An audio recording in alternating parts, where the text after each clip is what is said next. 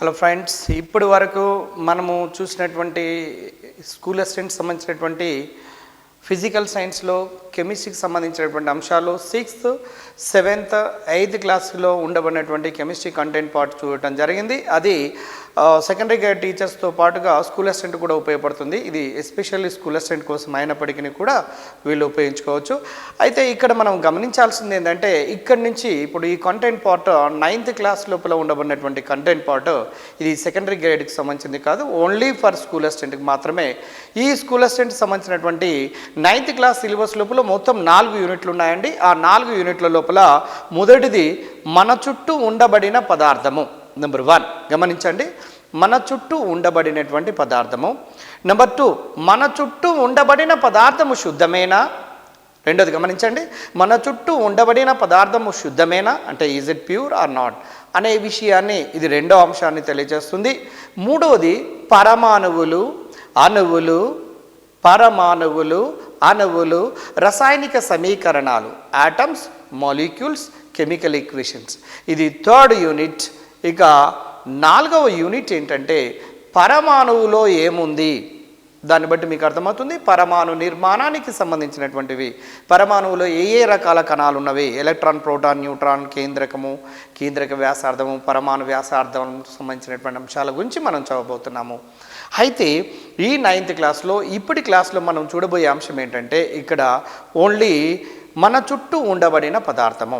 మీ అందరూ తెలుసు, లేటెస్ట్గా ఇప్పుడు పదార్థం యొక్క స్థితిని బట్టి కనుక చూసినట్లయితే జనరల్గా 3 రకాలుగా చెప్పుకుంటున్నాము, ఘన, ద్రవ, వాయు. కానీ లేటెస్ట్గా 5 స్థితులలో కూడా మనము తెలియజేస్తున్నారు. అయితే ఘన, ద్రవ, వాయు మరియు plasma state, next Bose Einstein state అని ఈ 5 స్టేట్లు చెప్పినప్పటికీ కూడా మన సిలబస్లో ఉండబడినటువంటి అంశాల ప్రకారం కనుక మనం తీసుకొని చూసినట్లయితే only solid, liquid, gaseous state అంటే ఘన, ద్రవ, వాయు స్థితుల గురించి మాత్రమే మనం చర్చించడం జరుగుతున్నది.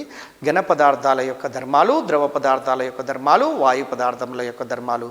అదేవిధంగా పదార్థము అంటే ఏంటి, పదార్థం యొక్క ధర్మాలు ఏమి ఉన్నవి, సాధారణమైనటువంటి ధర్మాలు, ప్రతి పదార్థానికి ఏ రకపు ధర్మాలు ఉంటాయి, ద్రవీభవనం అంటే ఏంటి, బాష్పీభవనం అంటే ఏంటి, సంపీడ్యత అంటే ఏంటి, వ్యాపనం అంటే ఏంటి, వ్యాపన రేట్లు ఏ విధంగా ఘన ద్రవ పదార్థాల్లో ఉంటాయి అనే అంశాల గురించి మనం చర్చించబోతున్నాము.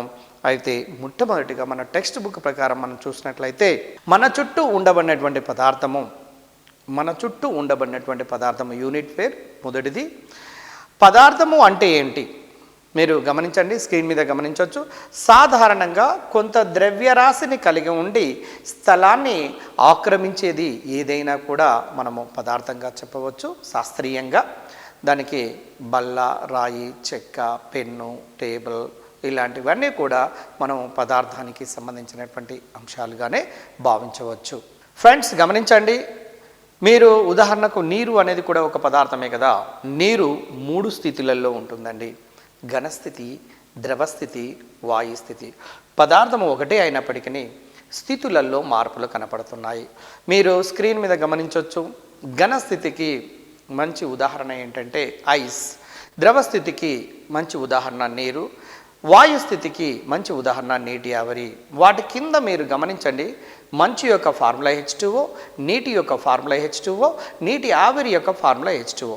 గతంలో జరిగినటువంటి క్లాసుల ప్రకారం మీరు చూసినట్లయితే ఏ రసాయనిక చర్యలోనైతే లేదా ఏ చర్యలోనైతే ఒక ఫార్ములా అనుసంఘటనము మారకుండా ఉంటుందో అటువంటి దాన్ని ఒక భౌతిక చర్యగా, భౌతిక ప్రక్రియ భావిస్తాము. అయితే ఈ మంచు నీరుగా మారుట, నీరు నీటి ఆవిరిగా మారుట, నీటి ఆవిరి నీరుగా మారుట, నీరు మంచుగా మారుట అనే ఇవన్నీ ప్రక్రియలలో దాగి ఉండబడినది ఒక భౌతిక ప్రక్రియ మాత్రమే. Because there is no change of formula. ఒక్కటే మాటలో చెప్పాలంటే ఫార్ములాలో సంఘటనములో, అనుసంఘటనములో మార్పు రావటం లేదు. కాబట్టి ఇది భౌతికమైనటువంటి ప్రక్రియ మాత్రంగానే భావించండి. పదార్థముల యొక్క ధర్మాలను మనం జనరల్గా గమనిస్తాము. పదార్థము అనేది, ప్రతి పదార్థము అనేది అతి సూక్ష్మమైనటువంటి కణముల చేత నిర్మితమై ఉంటున్నవి. ఆ కణాలు పరమాణువు లేదా అణువుల చేత నిర్మితమై ఉంటుంది. 2 పదార్థము 3 స్థితులలో ఉండవచ్చును. ఒకటి ఘన, ద్రవ, వాయు స్థితులలో. మూడో అంశము, ఒక పదార్థం యొక్క స్థితి అనేది ఉష్ణోగ్రత పీడనములపై ఆధారపడి ఉంటుంది. ఒక పదార్థం యొక్క స్థితి అనేది ఉష్ణోగ్రత పీడనములపై ఆధారపడి ఉంటుంది. నాలుగవది ఏంటంటే పదార్థము లోపల ఉండబడినటువంటి కణాల మధ్యన గ్యాప్ అనేది ఉంటుంది, కొంత ఖాళీ స్థలం ఉంటుంది. ఘన పదార్థాల్లో ఖాళీ స్థలము చాలా తక్కువగా ఉంటుంది, కానీ ద్రవ పదార్థాల్లో చాలా ఎక్కువగాను, వాయు పదార్థాల్లో మరీ ఎక్కువగా ఉంటున్నది. నెక్స్ట్, పదార్థము లోపల ఉండబడినటువంటి కణాల మధ్యన అంతర అణు ఆకర్షణ బలాలు పనిచేస్తూ ఉంటుంటాయి. సో అదేవిధంగా వ్యాపనము అనే ధర్మాన్ని కలిగి ఉంటాయి, సంపీడ్యత అనే ధర్మాన్ని కలిగి ఉన్నవి. సంపీడ్యత అనే ధర్మము వాయువులలో ఎక్కువగాను, ద్రవాలలో మధ్యస్థంగాను, ఘనాలలో చాలా తక్కువగా ఉంటున్నవి. ఇవన్నీ సాధారణమైనటువంటి పదార్థం యొక్క ధర్మాలు. ఒక్కొక్క స్థితిని గనక తీసుకుంటే, ఘన పదార్థాన్ని తీసుకుంటే కొన్ని రకాల ధర్మాలు, ద్రవ పదార్థాలు తీసుకుంటే ఇంకొన్ని రకాల ధర్మాలు, వాయు స్థితిని కనుక తీసుకున్నట్లయితే వేరొక రకమైనటువంటి ధర్మాలను మనము గమనిస్తూ ఉంటుంటాము. మన టెక్స్ట్ బుక్ లోపల ఇచ్చినటువంటి అంశాలను మీరు గమనించండి. ఘన పదార్థములు గమనించండి. ఘన పదార్థములు నిర్ణీతమైన ఆకృతిని కలిగి ఉంటాయి. కారణం, అణువులు చాలా దగ్గరగా అమర్చబడి, పేర్చబడి లేదా అమర్చబడి ఉండటం వల్ల ఒక నిర్ణీతమైనటువంటి ఆకారం ఉంటుంది. దానికి ఉదాహరణ చెక్క, బల్ల, పెన్ను మొదలైనవి తీసుకోవచ్చును. అదేవిధంగా ద్రవ పదార్థాలను కనుక తీసుకున్నట్లయితే ఇవి పాత్ర యొక్క ఆకృతిని కలిగి ఉంటాయి. ఏదైనా ఒక ద్రవాన్ని తీసుకోండి, పాలు, పెట్రోల్, డీజిల్, నీరు లాంటివి తీసుకుంటే ఏ పాత్రలో పోస్తే ఆ పాత్ర యొక్క ఆకృతిని పొందడం జరుగుతున్నది. కాబట్టి ద్రవాలకు నిర్ణీతమైన ఆకృతి లేదు. ఉదాహరణకు మీరు ఒక ఫ్లోర్ మీద ఒక గ్లాస్ నీళ్ళని కనుక పోసినట్లయితే దాని యొక్క ఆకృతి ఏంటి అని చెప్తే నిర్ణీతమైనటువంటి ఆకృతి లేదు అనే విషయాన్ని మనము గమనించవచ్చు. పాత్ర యొక్క ఆకృతిని ద్రవ పదార్థాలు పొందుతాయి, క్రింద పోసినట్లయితే ఆకృతి ద్రవ పదార్థాలకు ఉండదు అనే విషయం మనకు అర్థమవుతున్నది. ద్రవ పదార్థం యొక్క ఆకారము అవి కలిగి ఉన్నటువంటి పాత్ర మీద ఆధారపడి ఉంటాయి. అదేవిధంగా ఉదాహరణకు గుండ్రటి పాత్రను తీసుకుని దాని లోపల వాటర్ను పోస్తే గుండ్రటి ఆకారము, పొడవాటి స్తూపాకారం కలిగినటువంటి పాత్ర లోపల నీటిని పోస్తే స్తూపాకృతిని కలిగి ఉంటుంది. మీరు ఎలాంటి ఆకృతి కలిగిన పాత్ర లోపలికి ఆ ద్రవ పదార్థాన్ని పోస్తే అలాంటి ఆకృతిని పొంది ఉంటుంది. అయితే ద్రవాలు వివిధ ఆకారాలు కలిగి ఉన్నప్పటికీ వాటి ఘన పరిమాణంలో మార్పు మాత్రం లేదు. ఇది గమనించండి. ఆకృతి వేరుగా ఉండొచ్చు, కానీ ఘన పరిమాణం లోపల మార్పు అనేది కనిపించదు. ద్రవాలు సులభంగా ప్రవహిస్తూ ఉంటాయి. ఒక దగ్గర ఎత్తైన ప్రదేశం లోపల ద్రవ పదార్థాలను పోసినట్లయితే పల్లం వైపు మెల్లగా ప్రవహిస్తూ ఉంటాయి. కావున వీటిని ఫ్లూయిడ్స్, ప్రవాహాయులు అని కూడా అంటారు. మీ అందరికీ తెలుసు వీటిని ఫ్లూయిడ్స్ అని ఎందుకంటే ప్రవహిస్తూ ఉంటాయి కాబట్టి ఆ పదం దీనికి రావటం జరిగినది. వాయువులను గమనించండి. వాయువులను తీసుకున్నట్లయితే వాయువుల లోపల నిర్దిష్టమైనటువంటి ఆకృతి అనేది వాయువులకు ఉండదు. కారణము, వాటి అణువుల మధ్య దూరము చాలా ఎక్కువగా ఉంటుంది. అంటే అంతర అణు ఆకర్షణ బలాలు చాలా తక్కువ. అణువులు చాలా దూరంగా ఉంటున్నవి అంటే వాటి మధ్యన ఆకర్షణ బలాలు అనేవి చాలా తక్కువ. ఒకవేళ ద్రవాల గనక వచ్చినట్లయితే అణువులు కాస్త దగ్గరికి వస్తాయి కాబట్టి అంతర అణు ఆకర్షణ బలాలు కొంతవరకు వాయువులతో పోల్చినట్లయితే ఎక్కువ. అదే ఘన పదార్థాల్లో చూసినట్లయితే అణువులు చాలా దగ్గరగా ఉంటాయి కాబట్టి వాటి మధ్య దూరము చాలా తక్కువ. కాబట్టి మధ్య దూరం తగ్గింది అంటే వాటి మధ్యన ఆకర్షణ ఎక్కువగా ఉంటున్నట్టుగా మనకు గమనించవచ్చు. అంతర అణు ఆకర్షణ బలాలు ఘన పదార్థాల్లో ఎక్కువగాను, అదే ద్రవాల్లోనైతే మధ్యస్థంగాను, వాయువులోనైతే చాలా బలహీనంగా ఉంటున్నట్టుగా గమనించవచ్చు. తర్వాత సిఎన్జి అనగా రేపు ఎంట్రన్స్ ఎగ్జామినేషన్లో అడగటానికి ఛాన్స్ ఉంటుంటుంది. CNG full form compressed natural gas. సంపీడిత సహజ వాయువును సిఎన్జిగా మనము పేర్కొంటాము. Compressed natural gas. సిఎన్జి అంటే కంప్రెస్డ్ న్యాచురల్ గ్యాస్. వాయువులకు అధిక సంపీడ్యతను కలిగి ఉంటుంది. సంపీడ్యత అంటే చూడండి, వాయు అణువుల దూరం ఎక్కువ కాబట్టి వాటిపైన పీడనాన్ని కలగజేసినట్లయితే అణువులు చాలా దగ్గరగా వచ్చే అవకాశం ఉన్నది. కాబట్టి సంపీడ్యత ఎక్కువగా ఉన్నది అని చెప్పవచ్చు. ఒకవేళ ఘన పదార్థాలను తీసుకున్నట్లయితే ఘన పదార్థాలను ఇలా ప్రెషర్తోని ఒత్తిడితోని కనుక కలిగించినట్లయితే ఆల్రెడీ అణువులు దగ్గరగా పేర్చబడి ఉంటాయి కాబట్టి ఈ సంపీడ్యత అనేది ఘన పదార్థాల్లో చాలా తక్కువగా ఉంటున్నట్టుగా మనము గమనించవచ్చు. ఫ్రెండ్స్, మీరు గమనించవచ్చు ఇంకొక ముఖ్యమైనటువంటి పాయింట్ మన టెక్స్ట్ బుక్లో తెలుగు అకాడమీ ప్రకారము వాయువులలో ఉండబడినటువంటి అణువుల మధ్యన లేదా వాయు పదార్థాలకు వ్యాపనము అనేది ఎక్కువగా చెందుతూ ఉంటుంది. కారణం ఏంటిదో ఊహించగలుగుతారా? ఆ వాయు అణువుల మధ్యన దూరము ఎక్కువగా ఉన్నప్పుడు బలహీనమైన ఆకర్షణ బలాలు ఉంటాయి కాబట్టి దూరంగా కదిలే గుణము, అణువులు కదిలే గుణము అనేది ఎక్కువగా ఉంటుంది. కాబట్టి వాయువులకు వ్యాపన గుణము చాలా ఎక్కువగా ఉంటుంది. అదేవిధంగా నెక్స్ట్ పాయింట్ను వ్యాపన వేగము వివిధ స్థితులలో ఘన, ద్రవ, వాయు స్థితిలో వ్యాపన వేగము అనేది అణువుల మధ్యన వ్యాపన వేగం అనేది ఏ స్థితిలో ఎక్కువగా ఉంటుందంటే వాయు అణువుల మధ్యన వ్యాపన వేగము ఎక్కువగా ఉంటుంది. ద్రవపు అణువుల మధ్యన వ్యాపన వేగము అనేది డిఫ్యూషన్ రేట్ అనేది మధ్యస్థంగా ఉంటుంది. ఘన పదార్థాల్లో చాలా తక్కువగా ఉంటున్నట్టుగా మనము అర్థం చేసుకోవచ్చును. అది అణువుల మధ్యన ఆకర్షణ బలాలను లేదా అణువుల మధ్య దూరం కనుక ఒక్కసారి స్పష్టంగా గమనించగలిగినట్లయితే మనకు అతి సులభంగా ఈ క్లాస్ అర్థం కావటమే కాకుండా తర్వాత రాబోయే ఇంటర్మీడియట్ స్థాయి లోపల ఉండబడినటువంటి అన్ని అంశాలను కూడా సౌలభ్యంగా సులభంగా నేర్చుకోవడానికి అవకాశం ఉంటుంది. ద్రవాలలో కూడా వ్యాపనం అనేది కనిపిస్తుందండి. ఉదాహరణకు చిన్న ఎక్స్పెరిమెంట్ ద్వారా మనము గమనించవచ్చు. 250 మిల్లీలీటర్ల ఘన పరిమాణం కలిగినటువంటి పాత్రను తీసుకొని దానిలో కొద్దిగా నీటిని నింపి 250 ml ఒక పాత్ర, ఏదైనా ఒక పాత్రను తీసుకొని దాంట్లో కొంచెం నీటిని నింపి దానికి ఇంకు లేదా అంటే సిరా ఉన్నది కదా, లేదా కేమనోఫోర్ పొటాషియం పర్మాంగనేట్, అది పింక్ కలర్ని కలిగి ఉంటుంటుంది. అయితే కేమనోఫోర్ను కలిపి దాన్ని కొంచెం షేక్ చేసినట్లయితే కొద్ది సమయం తర్వాత కేమనోఫోర్ ద్రావణం మొత్తం కూడా కరిగిపోయి అక్కడ ఆ ద్రావణం అంతా పింకు రంగు ద్రావణంగా మారుతూ ఉంటుంది. కారణం ఏంటంటే ద్రవాల లోపల ఉండబడినటువంటి అణువులకు వ్యాపనము చెందే లక్షణం కలిగి ఉంటుంది. వ్యాపనం అంటే ఒక దగ్గర నుంచి ఇంకో దగ్గరికి కదిలే గుణాన్ని కలిగి ఉంటున్నది. కాబట్టి ఆ కదలుట కారణం చేతనే ఒక దగ్గర వేయబడినటువంటి పొటాషియం పర్మాంగనేట్ అనే పింకు రంగు కలిగినటువంటి ఘన పదార్థం అంతా కూడా పూర్తిగా కరిగిపోయి ఆ ద్రావణం మొత్తం కూడా వ్యాపిస్తూ ఉంటుంది. దాన్ని బట్టి మనకు స్పష్టంగా అర్థమవుతుంది ద్రవ పదార్థంలోని అణువులకు వ్యాపనం అనేది లక్షణం ఉన్నది అనేది తెలుస్తున్నది. ఇక తర్వాత వ్యాపనము అనేది జీవుల మనుగడకు ఒక ముఖ్యమైనటువంటి అవసరమైన ప్రక్రియ అండి. వ్యాపన రేటు గనక లేకపోయినట్లయితే మన మనుగడ అనేది జరగదు. ఎందుకు అంటే మీరు ఒక్కసారి మనము ఊపిరితిత్తుల లోపలికి చేరినటువంటి ఆక్సిజన్ రక్తము లోపలికి చేరి రక్తము లోపల ఉండబడినటువంటి CO2ను వ్యాపనము అనే ప్రక్రియ ద్వారా ఊపిరితిత్తులలోనికి చేరుతూ ఉంటుంది.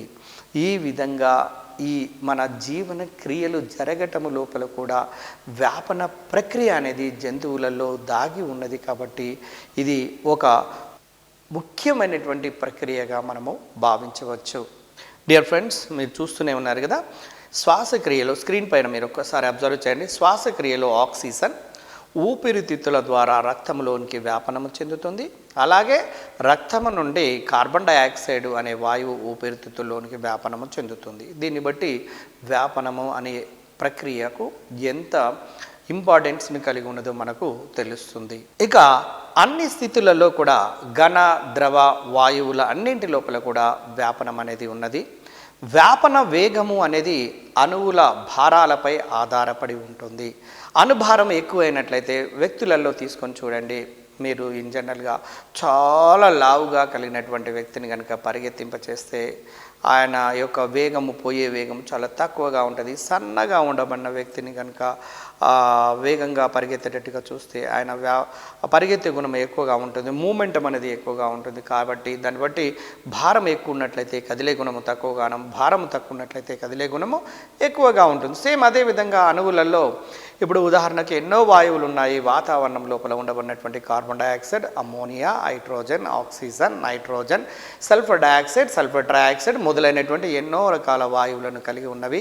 ఈ వాయువులను కనుక అణుభారాలను తెలుసుకున్నట్లయితే మీకు అణుభారాలను లెక్కించటము అనేది మీ అందరికీ తెలిసినటువంటి అణుభారము తక్కువగా ఉన్నట్లయితే వ్యాపన వేగము అనేది ఎక్కువగా ఉంటుంది.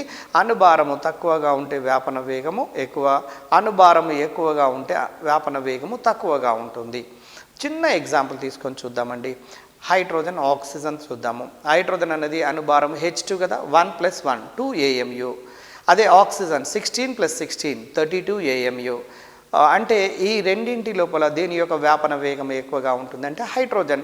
కారణం ఏంటంటే దాని యొక్క అణుభారం తక్కువగా ఉంటుంది కాబట్టి వ్యాపన వేగం ఎక్కువగా ఉంటుంది. అందువల్లనే హైడ్రోజన్ వాయువును బెలూన్ల లోపల నింపుతూ ఉంటుంటాము. కారణం ఏంటంటే మీరు బెలూన్లలో నింపబడినటువంటి హైడ్రోజన్ వాయువును ఒక రూమ్లో వదిలేసి చూడండి, మీకు కింది భాగంలో మనం దొరికించుకోలేము. కారణం ఏంటంటే ఈ వాతావరణం లోపల ఉండబడినటువంటి వాయువుల కంటే కూడా ఈ హైడ్రోజన్ వాయువు చాలా తేలికైనటువంటి వాయువు కాబట్టి ఈ పై భాగము గోడలకు టచ్ అవుతూ, అంటే పైన ఉండబడే రూఫ్కు టచ్ అవుతూ ఉంటుంటుంది. కారణం దానికి ఒకటి అణుభారం తక్కువగా ఉంటుంది కాబట్టి వ్యాపన వేగము కూడా ఎక్కువగా ఉంటుంది. మన టెక్స్ట్ బుక్లో 9th క్లాస్లో ఇవ్వబడినటువంటి దాని ప్రకారము మీరు చూస్తే మీకు స్పష్టంగా మీకు అర్థమైపోతున్నది.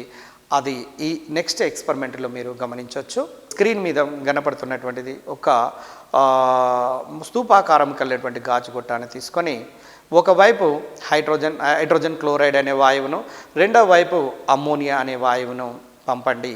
ఆ రెండింటిని కనుక పంపి మీరు చూసినట్లయితే ఇక్కడ అమ్మోనియా మరియు HCl రెండు కూడా గొట్టం లోపల ప్రయాణం జరిగి ఎక్కడ అమ్మోనియం క్లోరైడ్ అనే పొగలు ఏర్పడుతున్నాయంటే HClకు దగ్గరలో ఏర్పడుతున్నాయి. దాన్ని బట్టి నీకేమర్థమవుతుందంటే అమ్మోనియా యొక్క అణుభారము 17 AMU. పటంలో చూడండి, దాని యొక్క అణుభారము 17 AMU, 17 mass atomic mass units. అదే HClది 36.5, 1 + 35.5 మొత్తం 36.5.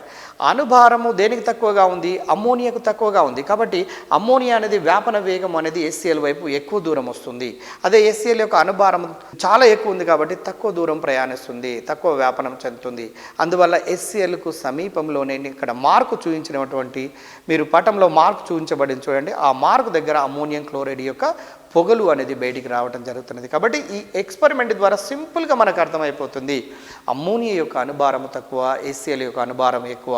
దీన్ని బట్టి వ్యాపన రేటు కూడా ఏ వాయువుకైనా కూడా అణుభారము పెరుగుతున్నట్లయితే వ్యాపన రేటు తక్కువగాను, ఏ వాయువుకైతే అణుభారము తక్కువగా ఉంటే దాని యొక్క వ్యాపన రేటు ఎక్కువగాను ఉన్నట్టుగా మనము గమనించవచ్చు. పై గొట్టంలో మార్కు దగ్గర అమ్మోనియం క్లోరైడ్ పొగలు ఏర్పడును, అంటే HCl కంటే అమ్మోనియా ఎక్కువ వ్యాపనం చెందుతుంది. కారణం అమ్మోనియా అణుభారము తక్కువగా కావటమే. చూడండి, మీరు పదార్థాలను తీసుకొని చూడండి. ఇక్కడ పదార్థం యొక్క ధర్మము, ఘన పదార్థము, ద్రవ పదార్థము, వాయు పదార్థము స్క్రీన్ మీద మీరు గమనించండి. 1 ఆకారము, 2 స్థితి, తర్వాత మీరు మొదటి దాన్ని గమనించండి. ఫస్ట్ పదార్థాన్ని ఆకారం విషయంలో చూసినట్లయితే మీకు ఏమర్థమవుతుందంటే ఘన, ద్రవ, వాయు పదార్థాలకు, ఘన పదార్థాలకు స్థిరమైన ఆకారం ఉంటుంది. ద్రవ పదార్థాలకైతే పాత్ర యొక్క ఆకారమే ద్రవ పదార్థాలను పొందుతున్నవి. అదే వాయు పదార్థానికి ఆకారము, నిర్ణీతమైన ఆకారం లేదు అనేది తెలుస్తుంది. ఇక రెండవ అంశము ఘన పరిమాణానికి వద్దాము. ఘన పరిమాణం అంటే వాయువు ఆక్రమించబడే స్థలాన్నే ఘన పరిమాణంగా మనం భావిస్తాము. అయితే లేదా పదార్థం ఆక్రమించబడే స్థలాన్ని దాని యొక్క ఘన పరిమాణము అంటాము. అయితే ఇక్కడ ఘన పదార్థాలలో మీరు చూసినట్లయితే, ఘన పరిమాణాన్ని చూసినట్లయితే దీని స్థిరంగా ఉంటుంది. ద్రవ పదార్థాల లోపల కూడా ఘన పరిమాణం స్థిరంగా ఉంటుంది. ఇక్కడ స్థిరమైనటువంటి ఘన పదార్థము అంటే ఘన పరిమాణము అనేది దీంట్లో వాయు పదార్థాల్లో కనిపించదు. కారణం ఏంటంటే వాటి అణువుల మధ్యన ఆకర్షణ బలాలు తక్కువగా ఉండటమే. ఇక సంపీడ్యత విషయానికి వచ్చేద్దాం. సంపీడ్యత అంటే ఒక వాయువు పైన మనము పీడనాన్ని కలగచేసినప్పుడు మనం ఇంతవరకు చూసాము, అణువులు చాలా దగ్గరికి చేరగలిగే శక్తి ఎక్కువగా ఉంటే ఎక్కువగా సంపీడనం చెందగలిగే పదార్థంగా భావిస్తాము. సంపీడ్యత చూడండి, ఘన పదార్థంలో చాలా చాలా తక్కువగా ఉంటుంది, ద్రవ పదార్థంలో మధ్యస్థంగా ఉంటుంది. నీకు వాయు పదార్థంలో సంపీడ్యత అనే లక్షణము గరిష్టంగా ఉంటున్నట్టుగా మనం భావించవచ్చు లేదా గమనించవచ్చును. వ్యాపన విషయానికి వచ్చేద్దాము. వ్యాపన విషయంలో ఘన పదార్థాలు వ్యాపనం చెందడం అనేది తక్కువగా చెందుతాయి, ద్రవ పదార్థాలు అయితే మధ్యస్థంగా చెందుతాయి. అదే వాయు పదార్థాలు అయితే వ్యాపనములో అణువులు చాలా దూరంగా కదలిక ఎక్కువగా ఉంటుంది కాబట్టి చాలా ఎక్కువగా వ్యాపనం చెందే గుణాన్ని కలిగి ఉంటుంది. ఇక్కడ ఈ 9th క్లాస్లో ఇవ్వబడినటువంటి మన చుట్టూ ఉండబడినటువంటి పదార్థంలో నేర్చుకునే అంశాల్లో ఇవి కొన్ని. పదార్థం యొక్క స్థితి మారుతూ ఉంటుందా? చూడండి, ఏదైనా ఒక పదార్థాన్ని తీసుకోండి, ఒక దగ్గర పెట్టండి, దానంతట అదే దాని స్థితి లోపల మార్పు వచ్చేస్తుంది. ఉదాహరణకు మన ఇంట్లో ఉండే కొబ్బరి నూనె చలికాలంలో ఘనస్థితికి వస్తుంది. వాస్తవానికి కొబ్బరి నూనె టిన్నును మీరు గమనించండి, మొదట్లో అది ద్రవస్థితి లోపల ఉన్నప్పటికీ చలికాలం వచ్చేసరికి ఘనస్థితికి వస్తుంది. కాబట్టి దాన్ని ఉపయోగించాలంటే మనం ఏం చేస్తామంటే వేడి చేసి ఆ ఘనస్థితి లోపల ఉండబడినటువంటి కొబ్బరి నూనెను ద్రవస్థితికి మార్చుకొని మళ్ళీ మనం ఉపయోగిస్తుంటాము. నెయ్యి కూడా దీనికి సంబంధించిందే. నెయ్యి కూడా చలికాలంలో గడ్డ కట్టుతూ ఉంటుంది. అంటే స్థితి లోపల మార్పు జరుగుతూ ఉంటుంది. టెంపరేచర్ ఎప్పుడైతే తగ్గుతూ ఉంటుందో అణువుల మధ్య దూరం కూడా తగ్గి ద్రవస్థితి నుంచి ఘనస్థితికి చేరుకుంటూ ఉంటాయి. ఇక్కడ కర్పూరము ఘనస్థితిలోనే ఉంటుంది. దీనికి గాలి తగిలేటట్లుగా ఉంచినట్లయితే అది వాయు స్థితికి మారుతుంది. దీన్నే ఉత్పతనము అంటారు. మీకు గత క్లాసులలో మీకు స్పష్టంగా చెప్పడం జరిగింది. ఏదైనా ఒక పదార్థాన్ని వేడి చేసినా లేదా బయట పెట్టినట్లయితే ఆ పదార్థము తనంతట తానే ఘనస్థితి నుంచి ద్రవస్థితికి చేరకుండా నేరుగా వాయుస్థితి గనక చేరినట్లయితే దాన్ని ఉత్పతనము అంటారు. ఈ విధంగా ఉత్పతనము చెందే పదార్థాలను ఉత్పతనము కలిగినటువంటి పదార్థాలు అంటారు. దానికి ఉదాహరణలు కూడా 4 ప్రధానమైనవి ఉన్నవని. ఒకటి నెంబర్ 1 అమ్మోనియం క్లోరైడ్, బాగా ఎంట్రన్స్లలో సర్వసాధారణంగా అడుగుతున్నటువంటిది NH4Cl అనే ఒక సమ్మేళనము. నెంబర్ 2 క్యాంఫర్ లేదా హారతి కర్పూరము. నెంబర్ 3 నాఫ్తలిన్ అంటే బీరువాలలో కీటకాలు రాకుండా ఉండే నాఫ్తలిన్ అనే ఉండలను. నెక్స్ట్ హాలోజన్స్ 7th గ్రూప్ లోపల ఉండబడినటువంటి అయోడిన్. ఈ 4 కూడా ముఖ్యంగా ఈ సబ్లిమేషన్ లేదా ఉత్పతనము చెందే నేచర్ని కలిగి ఉన్నటువంటివి. నాఫ్తలిన్ గోళీలు, కర్పూరం లాంటివి ఉత్పతన ధర్మాన్ని కలిగి ఉంటున్నవి. ఈ పాయింట్ ఎస్పెషల్లీ 9th క్లాస్లో ఇవ్వటం జరిగినది. అక్కడ ఆ మిగిలినటువంటి 2 పై తరగతులలో ఇవ్వటం జరిగినది. కాబట్టి ఉత్పతనము చెందే పదార్థాలు అన్నప్పుడు ఈ 4 గుర్తుంచుకోండి. నాఫ్తలిన్, కర్పూరము, అమ్మోనియం క్లోరైడ్, అయోడిన్ అనేవి 4 కూడా ఉత్పతనము చెందే లక్షణాన్ని కలిగి ఉన్నవి.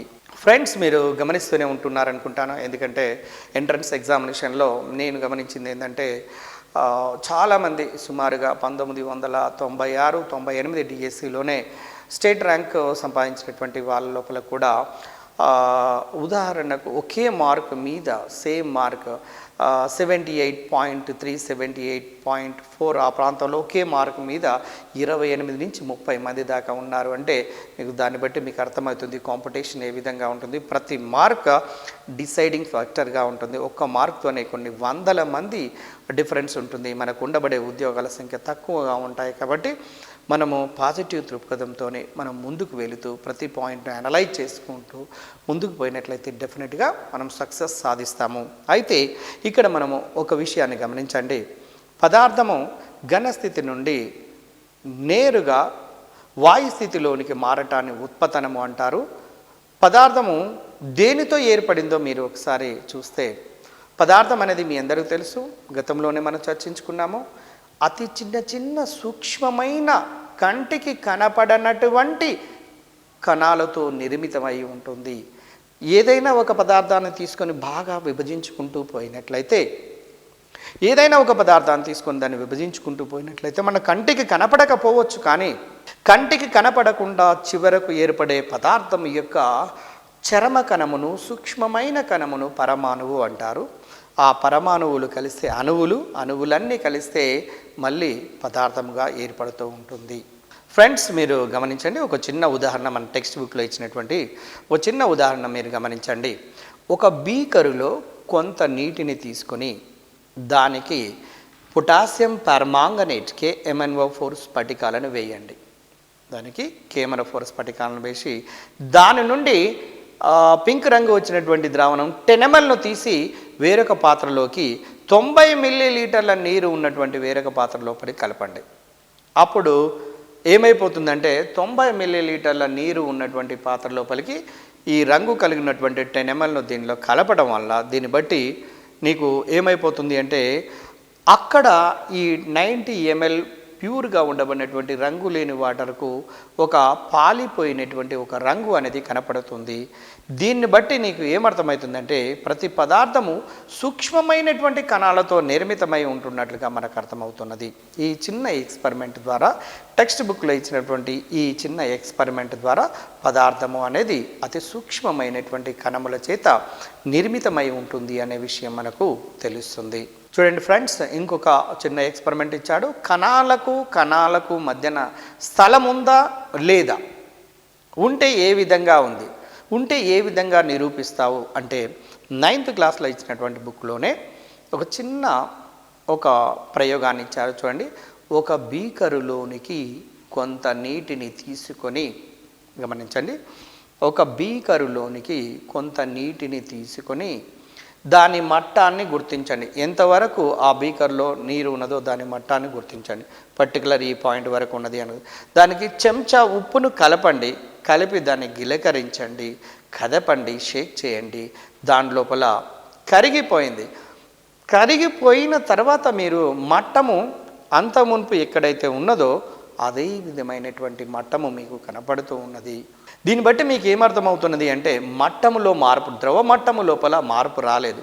ద్రవ మట్టంలో మార్పు వస్తే అది వేరే విషయం. అక్కడ రాకుండా ద్రవ మట్టంలో మార్పు రాలేదంటే చేర్చబడినటువంటి దానికి వేయబడినటువంటి ఉప్పు అనేది, ఉప్పు నీటి కణాలు అనేది నీటి అణువుల మధ్యన ఉండబడిన ఖాళీ స్థలాల లోపలికి చేరటం వల్ల ఆ ద్రవ మట్టం లోపల మార్పు అనేది రాలేదు. దీన్ని బట్టి మనకు స్పష్టంగా అర్థమవుతున్నది నీటి అణువుల మధ్యన, అణువుకు మధ్యన కొంత స్థలం ఉన్నది, కొంత గ్యాప్ ఉన్నది. కాబట్టి పదార్థాన్ని తన లోపల కరిగించుకుంటుంది. గ్యాప్లు కనుక లేకున్నట్లయితే తన లోపల కరిగించుకోదు. కాబట్టి మీరు చూడండి, అదే గ్లాస్ నీటి లోపల ఒక 10 గ్లాసుల లేదా 20 గ్లాసుల చక్కెరను పోయండి. పోసినట్లయితే అప్పుడు ఏమవుతుంది, తన లోపల ఎంతైతే కరిగించుకోవాలనో అంతవరకు మాత్రమే కరిగించుకుంటుంది. మిగిలింది అదే విధంగా మిగిలిపోతుంది. దాన్ని అతి సంతృప్త ద్రావణము అంటారు, ద్రావణాలు అనే చాప్టర్ లోపల. దీన్ని బట్టి నీకు ఏమర్థమవుతుంది అంటే కరగవలసిన గ్యాప్ ఎంతవరకు అయితే ఉన్నదో అది నిండిపోయిన తర్వాత ఆటోమేటిక్గా మిగిలి బయటికి వచ్చేస్తుంది. కాబట్టి దీన్ని బట్టి కణాల మధ్య స్థలము ఉంటున్నది అనేది మన ఇవ్వబడినటువంటి సిలబస్ని బట్టి మనకు తెలుస్తుంది. చూడండి, మీకు పైన స్క్రీన్ మీద గమనించవచ్చు పదార్థంలోని కణాల మధ్యన పరస్పర ఆకర్షణ. చూడండి, పదార్థంలోని కణాల మధ్యన పరస్పర ఆకర్షణ దానికంటే ముందు ఇవ్వబడింది. మీరు ఈ సాల్ట్కి సంబంధించినటువంటి ప్రయోగం మనం ఇప్పుడు చూసిందే. వాటిలో ఘన పరిమాణంలో మార్పు లేదు అనేది. తర్వాత ప్రతి పదార్థంలోని కణాల మధ్యన ఆకర్షణ బలాలు ఉంటాయి అని మనం ఏ విధంగా ప్రూవ్ చేయవచ్చు అంటే చిన్న ఎక్స్పెరిమెంట్ ద్వారా దాన్ని కూడా మనం తెలుసుకోవచ్చు. పైనుంచి నీటి దార ఇలా పడుతూ ఉన్నది అనుకోండి. పడుతున్నటువంటి నీటి దారను మనం ఇట్లా విడగొట్టాలి అంటే విడగొట్టడానికి ప్రయత్నం చేస్తే అది విడిపోకుండా మళ్ళీ కలిసిపోతుంది. ఒకవేళ ఇలా ఏమైనా అడ్డు పెట్టినట్లయితే తాత్కాలికంగా విడిపోయి మళ్ళీ ఇలా మనం తీయగానే వెంటనే ఆ నీటి దార కింద పడిపోతుంది. అంటే నీటి దారను విడగొట్టలేకపోతున్నామంటే అణువుల మధ్యన బలమైనటువంటి ఆకర్షణ బలాలు ఉండటం వల్లనే ఆ విధంగా పడుతుంది అనేది. అట్లాగనే ఇనుప మేకును కూడా విరగొట్టలేకపోతున్నాము. కారణం అణువుల మధ్యన లేదా పరమాణువుల మధ్యన ఆకర్షణ బలాలు ఉండటమే. విరిచినటువంటి చాక్పీస్ ముక్కను కూడా అతికించలేము. కాబట్టి పై ఉదాహరణలను బట్టి మనము అణువుల మధ్యన మనకు ఆకర్షణ బలాలు ఉంటాయి అని, వాటిని అణు ఆకర్షణ బలాలు అంటారు అనే విషయము మీకు స్పష్టంగా అర్థమవుతున్నది. అణువుల మధ్యన ఆకర్షణ బలాలు ఉన్నవి అనేది, తర్వాత అణువుల మధ్యన ఖాళీ స్థలం ఉంటున్నది అనేది కూడా మనం కలిపినటువంటి లవణము అనే చిన్న ప్రయోగం ద్వారా మనము తెలుసుకున్నాం. చాలా సింపుల్గా అర్థమైపోతున్నదండి. ఇది చాలా స్పష్టంగా ఒక్కసారి పూర్తి కమాండింగ్ కనుక మనకు ఎక్స్ప్లెనేషన్ ద్వారా విన్న తర్వాత మీరు చదువుతూ లేదా పాయింట్స్ నోట్ చేసుకుంటూ పోతున్నట్లయితే definitely you will be going to get the success in the examination. చూడండి, వ్యాపనం గురించి మనం ఒక్కసారి గమనిద్దాము. పదార్థం యొక్క వ్యాపన రేటు ఎలా ఉంటుంది స్థితిని బట్టి అనేది మీరు ఈ డయాగ్రామ్ను మీరు గమనించండి. స్క్రీన్ పైన వ్యాపన రేటు పదార్థ స్థితి లేదా కణాల మధ్య దూరంపై ఆధారపడి ఉంటుంది. మీరు మొదటిది చూడండి, ఘన స్థితి లోపల అణువులు చాలా దగ్గరగా ఉన్నట్లు, ద్రవ స్థితి లోపల అణువులు కాస్త దూరంగా ఉన్నట్టు, వాయు స్థితి లోపల అణువులు ఇంకా ఎక్కువగా ఉన్నట్టుగా మనకు గమనించవచ్చు. అణువుల మధ్య దూరం చూడండి, ఘన స్థితిలో చాలా చాలా తక్కువ, ద్రవ స్థితిలో కాస్త మధ్య దూరం ఎక్కువ. అదే వాయు స్థితిలోనైతే అణువుల మధ్య దూరం ఇంకా ఎక్కువగా కనపడుతున్నది. ఆకర్షణ బలాలను కనుక చూసినట్లయితే ఘన స్థితి లోపల చాలా ఎక్కువగా ఉంటున్నట్లు, అదే ద్రవాలలోనైతే కాస్త తక్కువ ఘనాలతో పోల్చినట్లయితే మరి వాయువు అణువుల మధ్యన ఇంకా ఇంకా చాలా చాలా తక్కువగా ఉంటున్నట్టుగా మనకు అర్థమవుతున్నది. అయితే ఇక్కడ మీరు గమనించండి, ఘన ద్రవ వాయువులకు చూడండి వ్యాపన రేటును కనుక చూసినట్లయితే వ్యాపన రేటు ఇక్కడ మీరు స్పెషల్గా గమనించాల్సింది ఏంటంటే వాయు పదార్థాలకు వ్యాపన రేటు ఎక్కువగా ఉంటుందండి, ద్రవ పదార్థాలకు మధ్యస్థంగా ఉంటుంది, ఘన పదార్థాలకు వ్యాపన రేటు చాలా తక్కువగా ఉంటుంది అనే విషయాన్ని గమనించండి. ఘనాలలో వ్యాపన రేటును కనుక చూసినట్లయితే తక్కువగాను స్క్రీన్ మీద అబ్జర్వ్ చేయండి. కారణం అణువుల మధ్యన ఆకర్షణ బలం ఎక్కువగా ఉంటుంది. వాయువులలో వ్యాపన రేటు చాలా ఎక్కువగా ఉంటుంది. కారణం వాటి అణువుల మధ్యన ఆకర్షణ బలాలు తక్కువగా ఉండటమే. ఉదాహరణకు ఏదైనా ఒక రంగు కలిగినటువంటి వాయువును రంగు లేని వాయువుకు కలిపినట్లయితే రంగు కలిగిన వాయువును రంగు లేని వాయువుకు కలపండి. వ్యాపనము వలన రంగు కలిగినటువంటి వాయువు యొక్క కణాలు రంగు లేని వాటితో కలిసి మొత్తము వాయువు యొక్క రంగు పాలిపోయినటువంటి వాయువుగా మారిపోతుంది. దాన్ని బట్టి ఆ వాయువులకు వ్యాపనము అనే గుణము ఉన్నట్టుగా మనకు ఈ టెక్స్ట్ బుక్ లోపల ఇవ్వబడినటువంటి ఈ అంశాన్ని బట్టి మనకు అర్థమవుతుంది. రెండవది డియర్ ఫ్రెండ్స్ గమనించండి, బ్రోమిన్ గోధుమ రంగు కలిగినటువంటి పదార్థము. ఇక్కడ బ్రోమిన్ అనేది గోధుమ రంగు కలిగినటువంటిది. అయితే ఇక్కడ గాలిలోని దీని యొక్క వ్యాపనాన్ని కనుక మనం ప్రత్యక్షంగా దీన్ని చూడొచ్చు. అంటే బ్రోమిన్ యొక్క వ్యాపనమును శూన్యంలో ఈ వాయువును కనుక వదిలినట్లయితే, బ్రోమిన్కి సంబంధించినటువంటి వాయువును కనుక వదిలినట్లయితే ఇక్కడ మనము ఎక్కువగా వ్యాపనము చెందుతున్నట్టుగా మనం గమనించవచ్చు. బ్రోమిన్ గోధుమ రంగు కలిగినటువంటి వాయువును గాలిలో దీని యొక్క వ్యాపనాన్ని మనం ప్రత్యక్షంగా చూడవచ్చును. శూన్యంలో ఈ వాయువుని కనుక వదిలినట్లయితే చాలా ఎక్కువగా వ్యాపనం చెందుతుంది. కారణం ఏంటంటే అడ్డుపడే కణాలు లేకపోవటం వల్ల ఎక్కువగా వ్యాపనం చెందుతున్నట్లుగా మనము గమనించవచ్చు. ఫ్రెండ్స్, మీరు ఇందుపై చూశారు, ఒక పదార్థం యొక్క స్థితి మారాలంటే రెండు ప్రధానమైనటువంటి అంశాలు అనేది, ఒకటి ఉష్ణోగ్రత, రెండు పీడనము. ఈ రెండు మారినట్లయితే అణువుల మధ్య దూరం కూడా మారుతుంది. అణువుల మధ్య దూరం మారినట్లయితే ఆటోమేటిక్గా స్థితి కూడా మారుతుంది. మీ అందరికీ తెలుసు, ఘన పదార్థంలో అణువులు చాలా దగ్గరగా ఉంటాయి. కింది నుంచి కనుక వేడి చేసినట్లయితే, టెంపరేచర్ను కనుక కలిగింపు చేసినట్లయితే అణువుల మధ్యన కదలిక జరిగి అక్కడ అణువుల మధ్య దూరం పెరుగుట వలన ఫస్ట్ ఘన పదార్థంగా ఉండబడింది ద్రవ పదార్థంగాను, ఆ తర్వాత వాయు పదార్థంగా మారుతుంది. అంటే ఉష్ణోగ్రతలు మారుతున్న కొలది పదార్థ స్థితి కూడా మారుతున్నది. కాబట్టి పదార్థ స్థితిని డిసైడ్ చేయటంలో అంటే టు డిసైడ్ ఒక రకమైన ఫ్యాక్టర్గా భావించవచ్చు టెంపరేచర్ లేదా ఉష్ణోగ్రత అనేది. రెండవది పీడనము. ఉదాహరణకు వాయువులో ఏదైనా ఒక వాయు పదార్థాన్ని తీసుకొని అణువులు దూరంగా ఉంటే వాటిపైన పీడనాన్ని కలుగజేస్తే అణువులు దగ్గరగా వస్తాయి.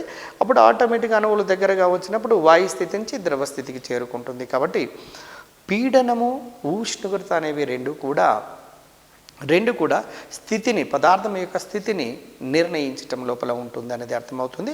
మీరు స్క్రీన్ మీద ఒకసారి అబ్జర్వ్ చేయండి.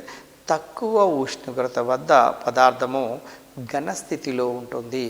ఇంకా ఉష్ణోగ్రత పెరిగిన కొలది ద్రవముగాను, ఆ తర్వాత వాయు పదార్థాల కిందకి మారుతుంది లేదా వాయు స్థితి లోపలికి చేరుతుంది అనే విషయం మీకు అర్థమవుతుంది. ఒక వాయువుపై తక్కువ ఉష్ణోగ్రత ఎక్కువ పీడనాలను కలగచేస్తే అణువులు దగ్గరకు వచ్చి ఆకర్షణ బలాలు పెరిగి వాయువు మొదట ద్రవముగాను, ఆ తర్వాత ఆటోమేటిక్గా ఘనముగా మారుతున్నను మనము గమనించవచ్చు. అదేవిధంగా మంచు యొక్క ద్రవీభవన ఉష్ణోగ్రత 0 డిగ్రీ సెల్సియస్ మీ అందరికీ తెలిసిందే. మంచు యొక్క ద్రవీభవన ఉష్ణోగ్రత ఎంత? 0 డిగ్రీ సెల్సియస్. గుర్తుంచుకోండి, ఎంట్రన్స్ పాయింట్ ఆఫ్ వ్యూ ఇది కూడా ఒక ముఖ్యమైనటువంటి బిట్టే. మీరు స్క్రీన్ మీద అబ్జర్వ్ చేయండి. మంచు నీటి యొక్క మిశ్రమానికి ఉష్ణోగ్రతను వేడి చేస్తూ పోయినట్లయితే మంచు కరిగేంత వరకు ఆ మిశ్రమం యొక్క ఉష్ణోగ్రత పెరగదు. ఇక్కడ ఈ పాయింట్ను గమనించండి. నీరు మంచులు కలిగినటువంటి మిశ్రమానికి వేడి చేస్తూ పోతే దాని లోపల మొదటగా కలిగింపచేసే ఉష్ణము అనేది మంచు తీసుకుంటుంది. కాబట్టి అప్పటిదాకా ఆ మిశ్రమం యొక్క ఉష్ణోగ్రత పెరగదు అనే విషయాన్ని గమనించండి. ఇక ద్రవీభవన ఉష్ణోగ్రత ఘన పదార్థాలు ద్రవాలుగా మారే ఉష్ణోగ్రత. అంటే ద్రవీభవన ఉష్ణోగ్రత అంటే ఏదైనా ఒక ఘన పదార్థాన్ని వేడి చేసుకుంటూ పోతున్నట్లయితే ఒకానొక పర్టికులర్ టెంపరేచర్గా ద్రవంగా మారుతూ ఉంటుంది. ఏ టెంపరేచర్ వద్దనైతే ఆ ఘన పదార్థము ద్రవంగా మారుతూ ఉంటుందో అది ఆ పదార్థం యొక్క ద్రవీభవన ఉష్ణోగ్రతగా మనము తెలియచేస్తాము. ద్రవీభవనము అంటే ఏంటి? ద్రవీభవనము అంటే ఘన పదార్థాన్ని నేరుగా వేడి చేసినట్లయితే ద్రవంగా మారే ప్రక్రియనే మనము మామూలుగా ఏమంటారంటే విలీనము లేదా ద్రవీభవనము అనే పదంతో పిలుస్తారు. నెక్స్ట్, కణాల మధ్యన ఆకర్షణ బలము అధికంగా ఉంటే ఆ పదార్థం యొక్క ద్రవీభవన స్థానం కూడా ఎక్కువగా ఉంటుంది. మీరు గమనించండి, ఆకర్షణ బలాలు ఎక్కువగా ఉన్నది అంటే అది ఘనస్థితి ఉన్నది అంటే సాధారణంగా దాని యొక్క ద్రవీభవన ఉష్ణోగ్రత కూడా ఎక్కువగా ఉంటుంది. అంటే ఆకర్షణ బలాల మీద దాని యొక్క ద్రవీభవన ఉష్ణోగ్రత విలువలు అనేవి ఆధారపడి ఉంటున్నాయి. గుప్తోష్ణము, ఇక్కడ లేటెంట్ హీట్. ఇక్కడ గమనించండి, స్థితి మార్పు చెందటము కోసము పదార్థములోని కణాల మధ్యన ఉండబడిన ఆకర్షణను అధిగమించడానికి కావలసినటువంటి ఉష్ణ శక్తిని లేదా ఉష్ణ రాశిని ఆ పదార్థం యొక్క గుప్తోష్ణము అంటారు.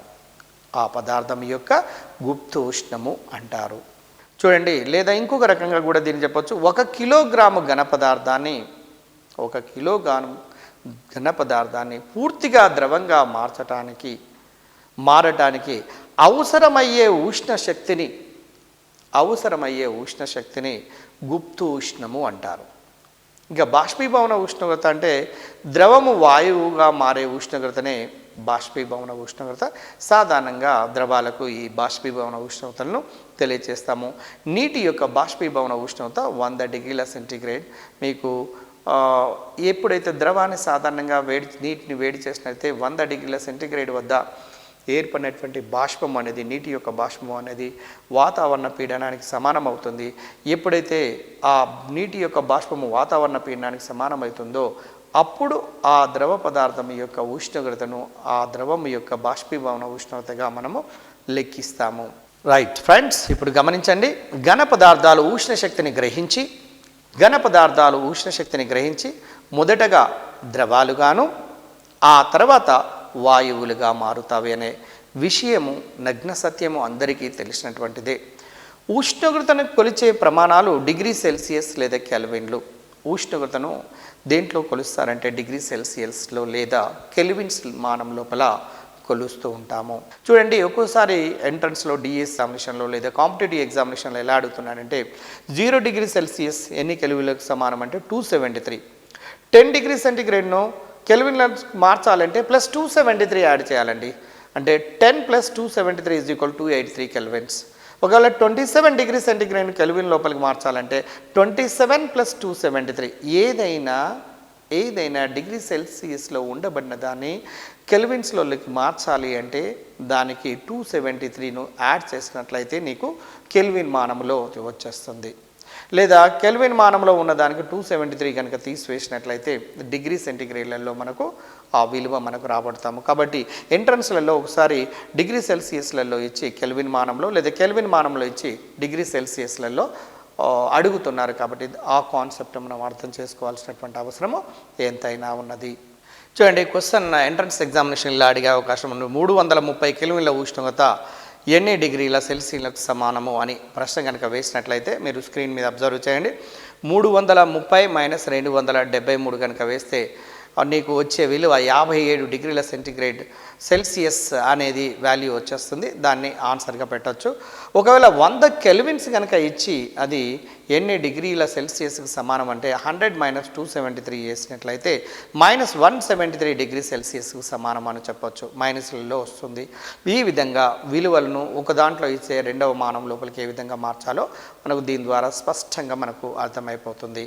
నెక్స్ట్ తర్వాత పీడనము ఫోర్స్ బై ఏరియా. మీకు తెలుసు పీడనము గురించి. ఏకాంక వైశాల్యంపై అణువులు కలగజేసే ఒత్తిడినే పీడనము అంటారు. ఈ పీడనం అనే ధర్మము వాయువులలో మనము ఎక్కువగా గమనిస్తాము. పీడనము ఈజ్ ఈక్వల్ టు బలము బై అంటే ఫోర్స్ బై ఏరియా అంటే బలము బై వైశాల్యాన్ని తెలియజేస్తుంది. పదార్థం యొక్క స్థితిని నిర్ణయించడంలో ఉష్ణోగ్రతతో పాటు పీడన ప్రభావము అనేది ఉంటుంది. వాయువులపై పీడనాన్ని కనుక పెంచుతూ పోయినట్లయితే అది మొదట్లో ద్రవంగాను ఇంకా పెంచుకుంటూ పోయినట్లయితే ఘనంగా మారుతూ ఉంటుంది. అంటే ఏదైనా ఒక పదార్థం యొక్క స్థితిని మార్చాలి అంటే రెండు ముఖ్యమైన కారకాలు అవసరము. ఒకటి ఉష్ణోగ్రత, రెండవది పీడనము అనే విషయం మనకు స్పష్టంగా తెలుస్తుంది. చూడండి, ఘనస్థితి లోపల ఉండబడినటువంటి CO2 మీకు అక్కడ స్పష్టంగా కనపడటం లేదు, మీరు గుర్తుపెట్టుకోండి. ఘనస్థితి లోపల ఉండబడినటువంటి CO2ను డ్రై ఐస్ అంటారు. డ్రై ఐస్ లేదా పొడి మంచు అంటారు. CO2 యొక్క పీడనాన్ని నేరుగా 1 అట్మాస్ఫియర్ కనుక తగ్గించినట్లయితే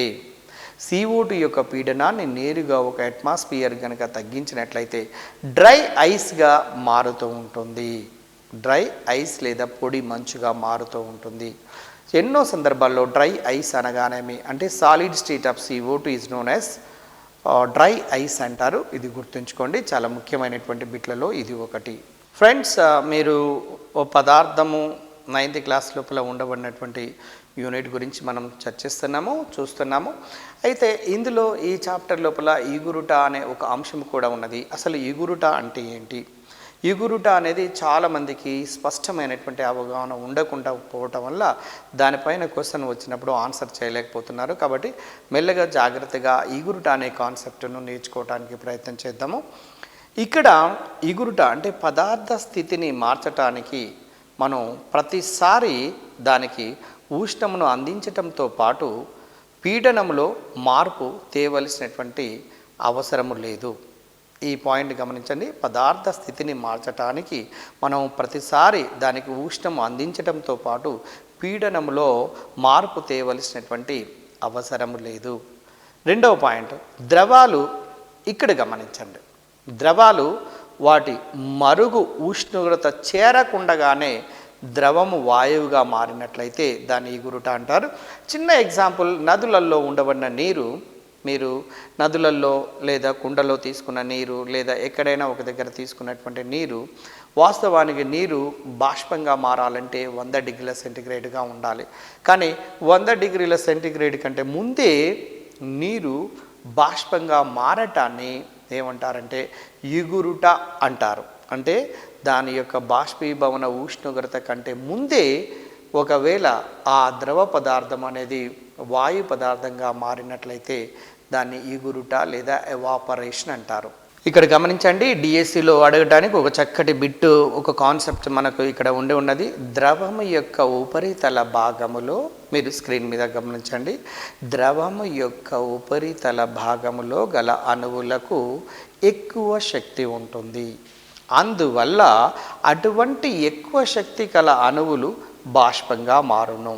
చూడండి, ఏదైనా నది లోపల ఉండబడిన నీరును కనుక తీసుకుంటే ఉపరితలం భాగం లోపల ఉండబడిన అణువులకు కదలిక ఎక్కువగా ఉంటుంది. కాబట్టి వాటికి కైనెటిక్ ఎనర్జీ, గతిద శక్తి ఎక్కువగా ఉంటుంది. కాబట్టి అది బాష్పీభవనము ఉష్ణోగ్రతకు చేరకుండగానే బాష్పంగా మారుతూ ఉంటుంది. అందువల్ల దాన్ని మనము ఎవాపరేషన్ అంటాము, ఈగురుట అనే పదంతో పిలుస్తాము. ఇక్కడ మీరు ఒక విషయాన్ని గమనించండి, ఈగురుటను ప్రభావితం చేసే అంశాలు ప్రధానంగా 3 ఉన్నాయండి. ఏ మాత్రము మనకు జనరల్ అవేర్నెస్ కనుక ఉన్నట్లయితే స్పష్టంగా మనము ఈ కాన్సెప్ట్ మీద ఏ బిట్ వచ్చినా కూడా మనం ఈజీగా ఆన్సర్ చేయవచ్చు. అయితే ఇక్కడ 3 అంశాలు ప్రభావితం చేస్తున్నవి. ఒకటి ఉపరితల వైశాల్యము అంటే సర్ఫేస్ ఏరియా, నెంబర్ 2 గాలి యొక్క వేగము, నెంబర్ 3 ఆర్ద్రత ప్రభావము, ఉపరితల వైశాల్యము, గాలి వేగము, ఆర్ద్రత ప్రభావం అనే 3 అంశాలు ప్రభావితాన్ని చేస్తున్నవి. అంటే దేన్ని ప్రభావితం చేస్తున్నవి? ఎవాపరేషన్ లేదా ఇగురుట అనే ప్రక్రియను ప్రభావితం చేస్తున్నవి. చూడండి, మీరు ఒక్కసారి మీరు స్క్రీన్ మీద గమనించండి. ద్రవము యొక్క ఉపరితల వైశాల్యము పెరిగితే ఎక్కువ శక్తి గల ఉపరితల అణువులు ఎక్కువగా ఎగిరిపోతాయి. ఉదాహరణకు ఇంత ఏరియాను తీసుకోండి, ఉపరితలము తక్కువ. ఇంత పెద్ద ఏరియాను తీసుకోండి, ద్రవ పదార్థం ఉన్నటువంటి దాన్ని, ఉపరితలము ఎక్కువ. ఉపరితలము ఎక్కువైనప్పుడు ఎవాపరేషన్ ప్రాసెస్ కూడా, ఇగురుట అనే ప్రక్రియ కూడా ఎక్కువ అవుతుంది. ఎందుకంటే గతిజ శక్తి ఎక్కువగా ఉండబడినటువంటి అణువుల సంఖ్య ఉపరితలంలో ఎక్కువగా ఉంటుంది. కాబట్టి ఉపరితల వైశాల్యానికి ఇగురుట అనే ప్రక్రియకు మధ్యన మీరు స్క్రీన్ మీద చూడొచ్చు ఏమని, డైరెక్ట్లీ ప్రపోర్షనాలిటీను, అంటే రెండింటి మధ్యన అనులోమ అనుపాత సంబంధాన్ని కలిగి ఉంటుంది. ఉపరితల వైశాల్యం పెరుగుతున్న కొలది ఇగురుట అనే ప్రక్రియ కూడా పెరుగుతున్నది అనే విషయం మనకు తెలుస్తున్నది. అదేవిధంగా ఇంకొక విషయాన్ని గమనించండి, గాలి యొక్క వేగము ఎక్కువైతే ఎగిరే స్వభావం కూడా, గాలి వేగము ఎక్కువ అయినప్పుడు ఉపరితల వైశాల్యానికి గాలి ఎక్కువ తాకినప్పుడు ఆటోమేటిక్గా ఎగిరే స్వభావం కూడా ఎక్కువ అవుతున్నది. అంటే గాలి యొక్క వేగానికి ఎగిరే నేచర్కు మధ్యన అనులోమానుపాత సంబంధాన్ని కలిగి ఉన్నట్టుగా మనకు అర్థమవుతున్నది. ఇక 3వ అంశాన్ని చూద్దాము, ఆర్ద్రత ప్రభావం. అసలు ఆర్ద్రత అనేది సోషల్ స్టడీస్లో కూడా వస్తుంది. ఆర్ద్రత అంటే ఏంటి? అసలు గాలి లోపల ఉండబడే నీటి ఆవిరిని ఆర్ద్రత అంటారు. ఇప్పుడు గాలిలో, వాతావరణం లోపల గాలిని కనుక తీసుకొని చూసినట్లయితే దానిలో కొంత నీటి పరిమాణాన్ని కలిగి ఉంటుంది, దాన్ని ఆర్ద్రత అంటారు. గాలిలో ఆర్ద్రత ఎక్కువైతే ఎగిరే స్వభావము తక్కువగా ఉంటుంది. చూడండి, గాలి లోపలనే వాటర్ వేపర్ ఎక్కువగా ఉన్నప్పుడు ఈ ద్రవ పదార్థాల ఉపరితలం నుంచి ఎవాపరేషన్ చెందడం అనేది తగ్గిపోతున్నది. కాబట్టి ఆర్ద్రత ఎక్కువగా ఉన్నట్లయితే ఎగిరిపోయే స్వభావము, ఇగురుట అనేది తగ్గుతూ ఉంటుంది. ఆర్ద్రతకు ఇగురుటకు మధ్యన సంబంధము విలోమానుపాత సంబంధము. ఒకటి పెరిగినట్లయితే రెండవది తగ్గుతుంది. అదే ఉపరితల వైశాల్యము పెరిగితే ఇగురుట అనేది కూడా పెరుగుతుంది. గాలి యొక్క వేగము పెరిగితే ఇగురుట అనేది పెరుగుతుంది. ఆ రెండు అనులోమానుపాత సంబంధాన్ని కలిగి ఉంటే 3వ అంశమైనటువంటిది ఆర్ద్రత మాత్రము విలోమానుపాత సంబంధాన్ని, అంటే ఒకటి పెరిగితే రెండవది తగ్గినట్లయితే దాన్ని విలోమానుపాత సంబంధము అంటారు.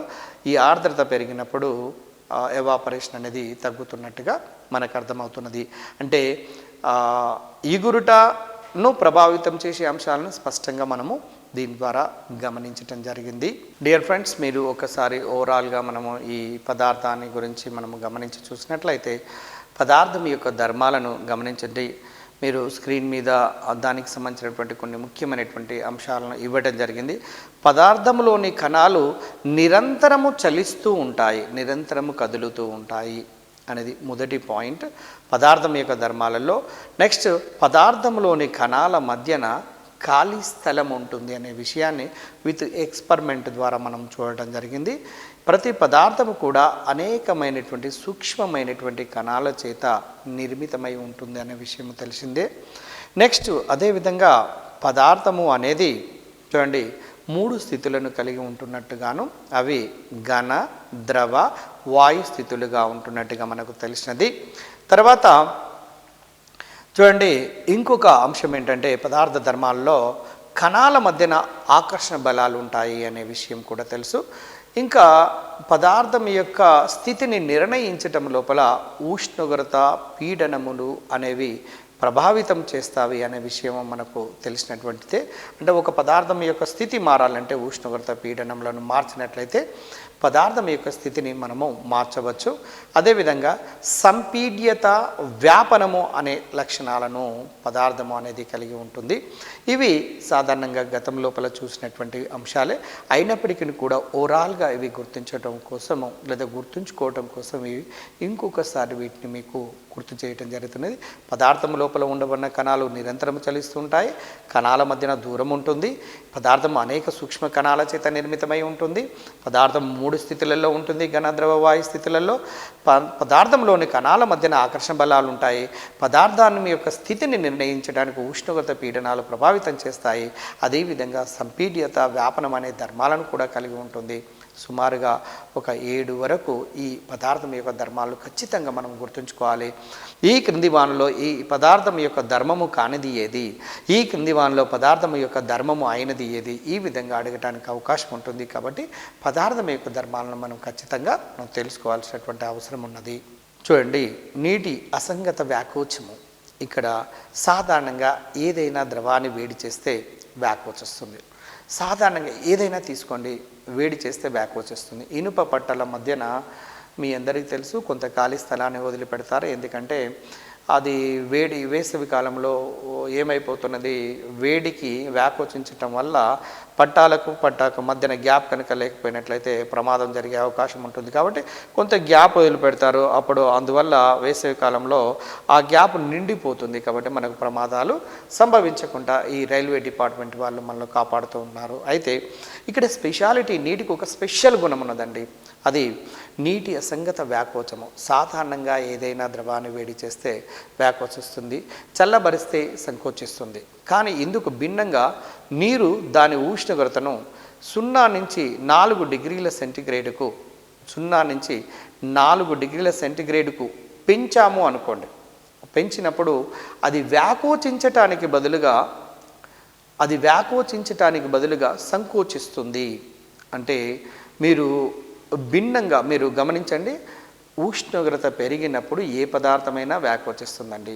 ఇప్పుడు 0 నుంచి 4 డిగ్రీల సెంటీగ్రేడ్ వరకు మనం ఉష్ణోగ్రతను పెంచుకుంటూ పోయినట్లయితే అప్పుడు అది ఏం కావాలి, వ్యాకోచం జరగాలి. వ్యాకోచం జరగడానికి బదులుగా సంకోచం జరుగుతుంది. అంటే భిన్నమైనటువంటి అంశాన్ని మనము గమనించవచ్చు. దీన్ని నీటి అసంగతమైనటువంటి విషయంగా మనము చూడవచ్చు. ఇది 0 to 4, 4 to 0 డిగ్రీ సెంటీగ్రేడ్ మధ్యన దానికి రివర్స్ లోపల జరుగుతూ ఉంటుంది. సేమ్ అదే విధంగా 0 to 4 డిగ్రీ సెంటీగ్రేడ్ వరకు ఏం జరుగుతుందో చెప్పండి, వ్యాకోచం చెందాలిగా. వ్యాకోచం చెందటానికి బదులుగా సంకోచం చెందుతుంది. అదే 4 డిగ్రీ నుంచి 0 డిగ్రీ సెంటీగ్రేడ్ వరకు అంటే దాన్ని తగ్గిస్తున్నప్పుడు ఏమైపోవాలి, సంకోచం చెందాలి. సంకోచం చెందటానికి బదులుగా వ్యాకోచం చెందుతూ ఉంటుంది. కాబట్టి ఇలా రివర్స్గా ప్రదర్శిస్తుంది. కాబట్టి ఇది ఒక అసంగతమైనటువంటి విషయంగా మనము గమనించవచ్చు. అందువల్లనే శీతల ప్రాంతం లోపల సముద్రాలలో నీరు అనేది మంచుగా మారినప్పుడు అది ఉష్ణ బంధకంగా ఉండి జలచర జీవులన్నీ కూడా హాయిగా బతకడానికి అవకాశాన్ని కల్పిస్తుంది. ఈ నీటి అసంగత ధర్మము కలిగి ఉండటం వల్ల. గమనించండి, మీరు స్క్రీన్ పైన ఉష్ణోగ్రత బాగా తగ్గిన అతి శీతల ప్రాంతం లోపల సరస్సుల పైభాగంలో ఉండే నీరు మంచు గడ్డగా మారే వరకు క్రమంగా చల్లబడుతుంది. పైన ఉండబడినటువంటి మంచుగడ్డ అనేది ఉష్ణ బంధకంగా పనిచేసి దాని కింద ఉండబడినటువంటి జలచర జీవులు సురక్షితంగా బతకడానికి అవకాశం ఉంటుంది. కాబట్టి ఈ అసంగతమైనటువంటి విషయము ఒక రకంగా సముద్రాలలో, నదుల లోపల ఉండబడినటువంటి జలచర జీవులకు రక్షణ కల్పించడంలో ఉపయోగపడుతుంది. ఈ ప్రకృతి లోపల నీటికి ఉండబడే అసంగతమైనటువంటి విషయము. డియర్ ఫ్రెండ్స్, మీరు ఎవరైతే రేపు ఎగ్జామినేషన్ రాయబోతున్నటువంటి మిత్రులారా, మీరు ఒకటి గమనించండి. ఈ 9th క్లాస్ లోపల ఉండబడినటువంటి మొదటి యూనిట్కి సంబంధించినటువంటి కెమిస్ట్రీది ఈ మన చుట్టూ ఉండబడినటువంటి పదార్థము, అసలు పదార్థం అంటే ఏంది, దాంట్లో స్థితులు ఏంటిది, ఘన, ద్రవ, వాయు స్థితి, తర్వాత వాటికి సంబంధించినటువంటి ధర్మాలు, వాటిలో వచ్చే ముఖ్యమైనటువంటి అంశాల గురించి టెక్స్ట్ బుక్ లోపల ఇవ్వబడినటువంటి ప్రతి ముఖ్యమైనటువంటి పాయింట్ని మనము చర్చించడం జరిగినది. ఆ తర్వాత ఈ క్లాసెస్ తర్వాత 10th నెక్స్ట్ ఇంటర్మీడియట్తో కలుపుతూ రెండిట్లు లింకప్ చేస్తూ మీకు క్లాసెస్ చెప్పడం జరుగుతున్నది అతి ముఖ్యమైనటువంటి చాప్టర్లు. కాబట్టి ఈ 6th నుంచి 10th క్లాస్ మధ్యన ఉండబడినటువంటి వాటి మధ్యన కనుక మనకు బేసిక్ ఫౌండేషన్ కరెక్ట్గా మనకు ఉన్నట్లయితే తర్వాత 10th ప్లస్ ఇంటర్మీడియట్ లోపల ఉండబడినటువంటి కాన్సెప్ట్ను we are able to understand very easily. కాబట్టి మీరు దృష్టి లోపల పెట్టుకొని ప్రతి చాప్టర్ను మెల్లగా మన టీవీ ద్వారా ఇస్తున్నటువంటి ఈ అంశాలను జాగ్రత్తగా చదువుతూ నోట్స్ని మెయింటైన్ చేసుకుంటూ బుక్స్ను దగ్గర పెట్టుకుంటూ ఒకసారి పూర్తి కమాండింగ్ వచ్చిన తర్వాత ప్రతి అంశాన్ని చాలా చాలా సరళంగా సూక్ష్మంగా గమనిస్తూ చదివినట్లయితే మీరు డెఫినెట్గా సక్సెస్ అవుతారని కోరుకుంటూ ముగిస్తున్నాను. Thank you very much. News.